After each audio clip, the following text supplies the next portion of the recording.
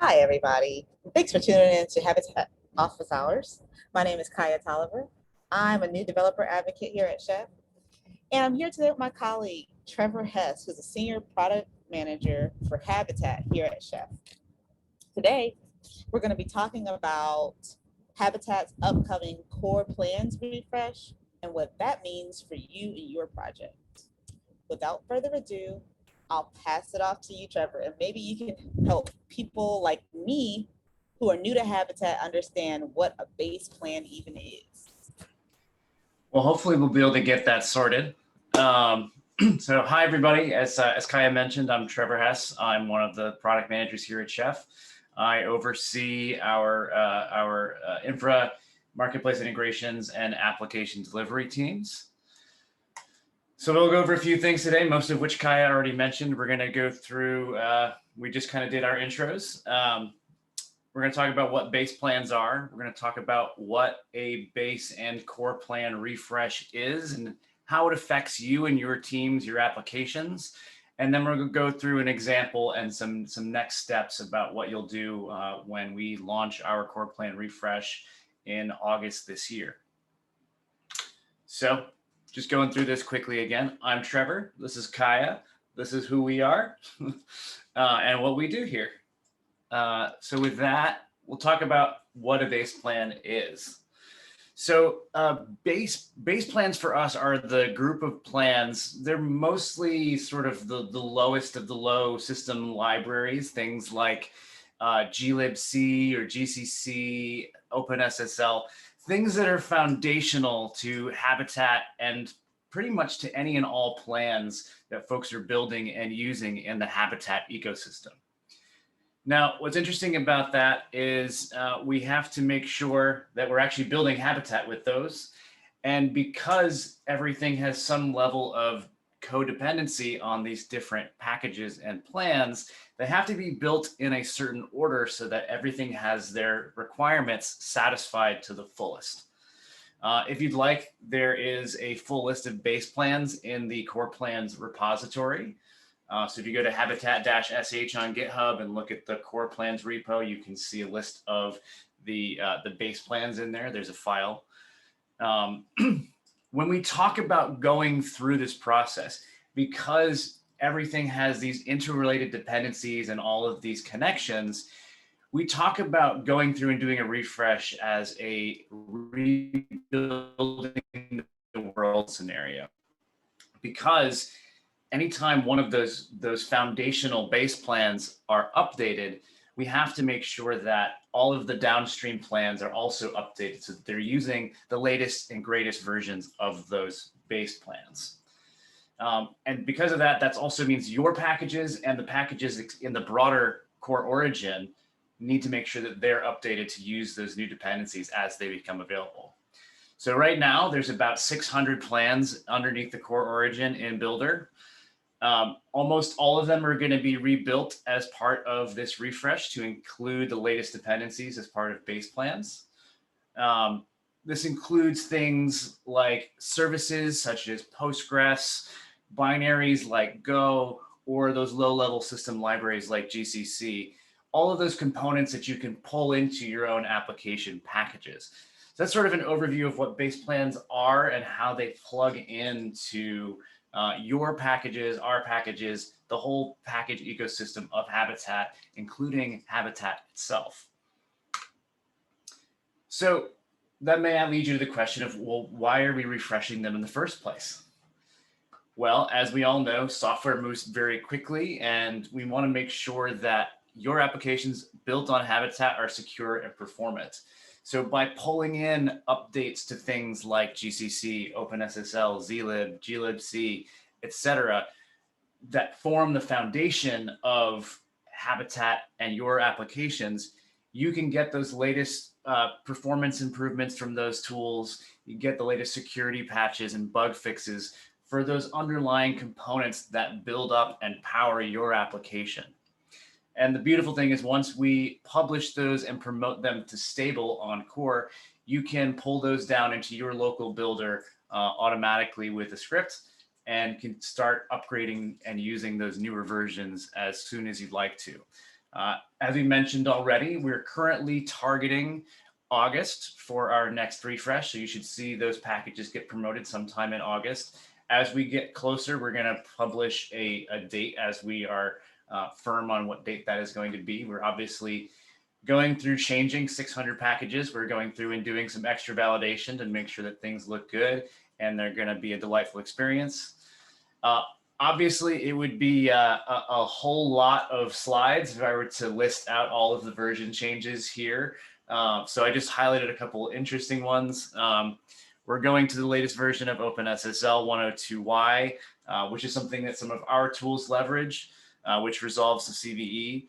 And we're going to GCC 930, so we'll be publishing that, which includes a whole bunch of various performance and other updates, which you can look at on the GCC site. But that leads us to the next question. How does that affect you, the person who's building your applications with Habitat and delivering your applications in your world with our tools and the packages that we provide? So if you don't sync the latest updates from Public Builder into your on-prem builder, whether that's the classic on-prem builder that you installed by itself, or if that is the automate delivered builder experience that you can use. Once you've taken that update, and I should also mention, if you're using Public Builder for where you're building and running your packages, you will, as soon as these are promoted to stable, you will be able to use these as long as your packages are referencing them. So once you've pulled those updates in, or they are available in whatever builder that you are using, the plans that your plans that depend on those updated plans are going to need to be rebuilt, most likely. All of the plans that you have in your origin that have some sort of complex dependencies, whether that's building upon each other or they're referencing the same underlying packages because they use the same technologies foundationally. So the things that share the same root dependency, they have to have the same root dependency. You can't build with two different versions or run with two different versions. So for example, and we're going to go into a more detailed example in just a second, but just to get an overview, if you have multiple packages that form your app plan that depend on glibc, all of those plans need to reference the same version of glibc from base plans. So how do we do that? What does it look like? Let's get into a little bit. It's a contrived example, but it is a little bit clear because it is all nice and formatted and you can see what it looks like. So for sake of argument, we'll say that I have an origin th demo and I have an app called, or a plan called Widget World that lives at th demo Widget World on Builder. So I've got my package. Now we'll say that that package has a couple of dependencies. It depends on widget and it depends on world. Each of those plans for widget and world have a dependency on glibc. And both of them are using the current available version of core glibc, which for the sake of this illustration, we'll be talking about version 2.2.2. So if I look, I'll see that my widget plan and my world plan both are using core glibc 2.2.2. So at this point, my origin widget world plan is going to build fine because both of the dependencies are built using the same version of glibc. So if I go into my Habitat Studio and I try to build my plan in this scenario, I'm going to succeed. It's going to be fine because I'm still referencing the same versions. Now, suppose we have a core plan refresh that goes out and we now have core glibc at version 2.2.7. And we'll say that for some reason, we only updated one of those dependent packages and built it with that updated glibc. So now our widget plan is going to be depending on core glibc 2.2.7, while world is still going to be depending on core glibc 2.2.2. Now we have a version mismatch in our underlying dependencies that our applications depend on.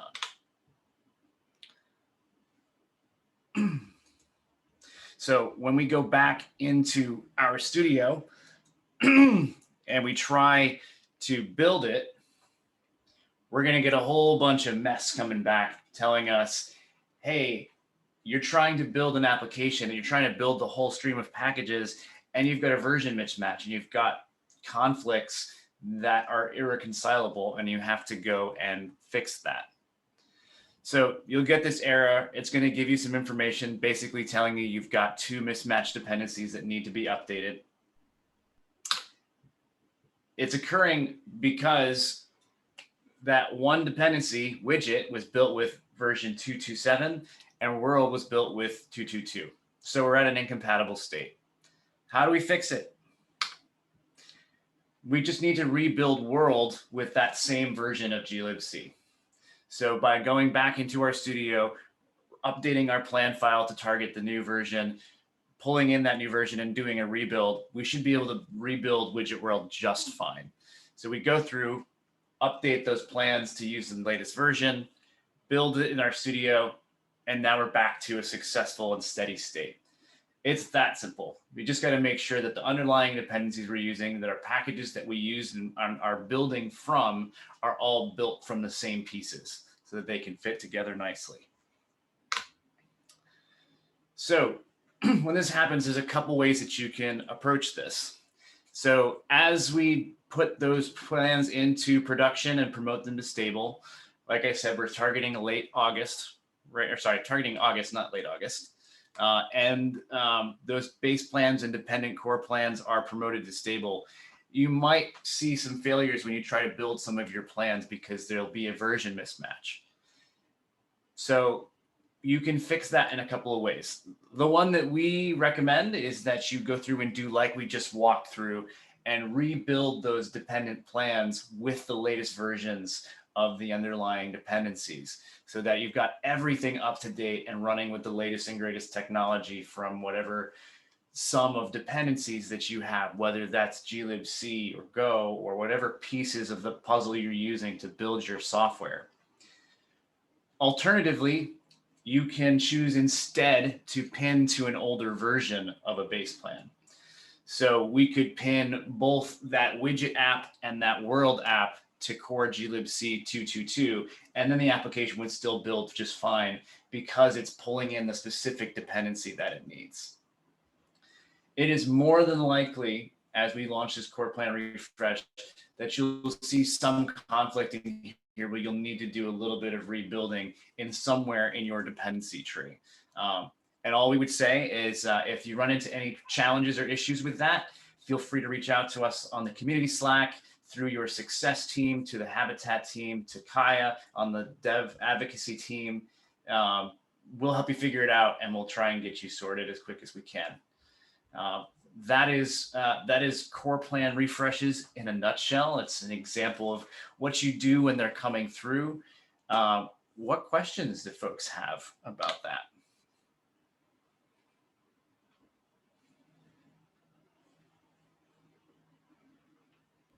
I actually have a question. I don't see anything coming up in the Q&A currently, but I have a question for you, Trevor. All right. So will folks need to do this for each plan or just the plans that have been refreshed?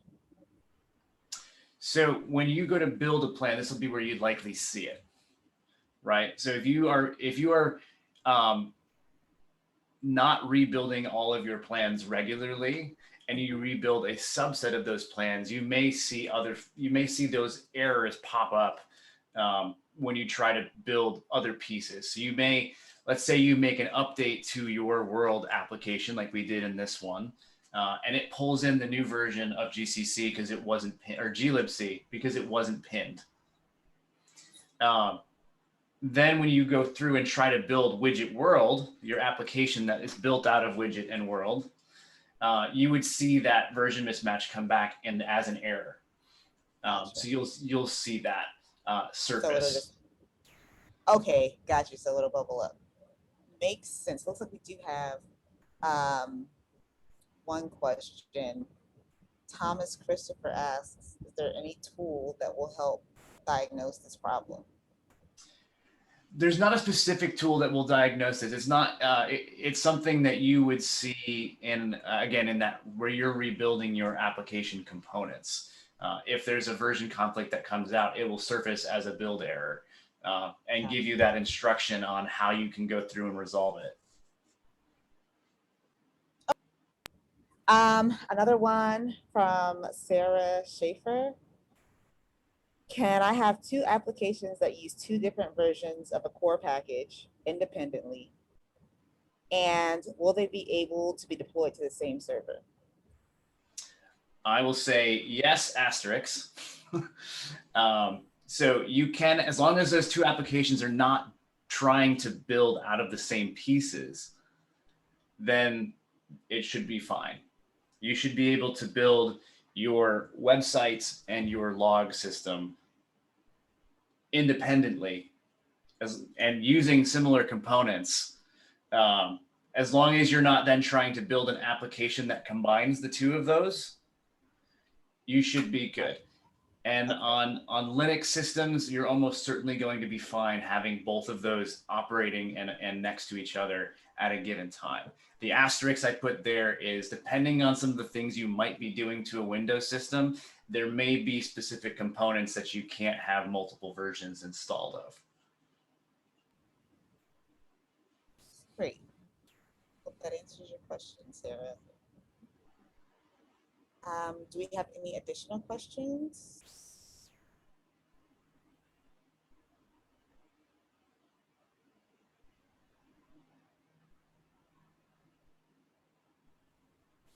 It looks like you've answered all of our questions, Trevor.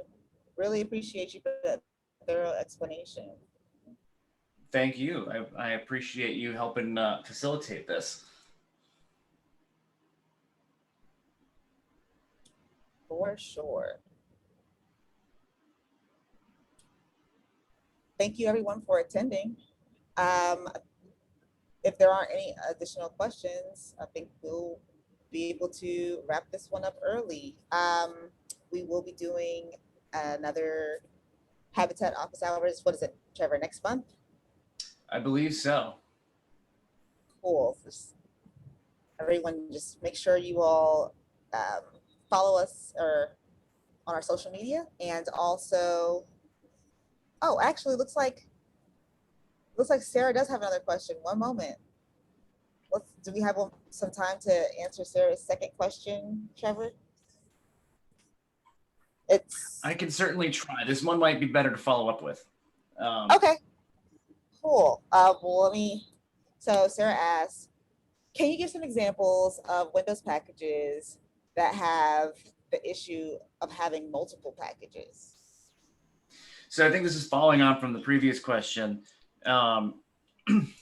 So you could run into a situation where you're trying to install something with different versions of IIS or some component inside IIS that you're setting something outside of the application environment that might step on another piece. Because on a Windows system, everything isn't completely isolated as much as we would love it to be. There are still those Windows components that are system level that you could potentially introduce a conflict with. And IIS is just a sort of simple example there.